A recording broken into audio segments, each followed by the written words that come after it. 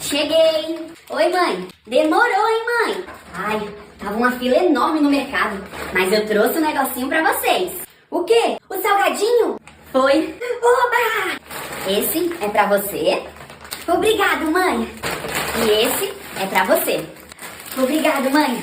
Oxe, por que o pacote dele é maior e o meu é pequeno? Ô, meu amor, porque você é pequeno, né? Ei, eu sou grande e você é pequeno. Olha, depois que você terminar de comer, você vai lavar o banheiro, viu? E você pode continuar jogando, tá bom, meu amor? Oxe, por que eu vou lavar o banheiro e ele vai ficar jogando? Porque o Tutuzinho é pequeno, ele não pode fazer isso ainda. E você já é grande. Eu sou pequeno, você é grande.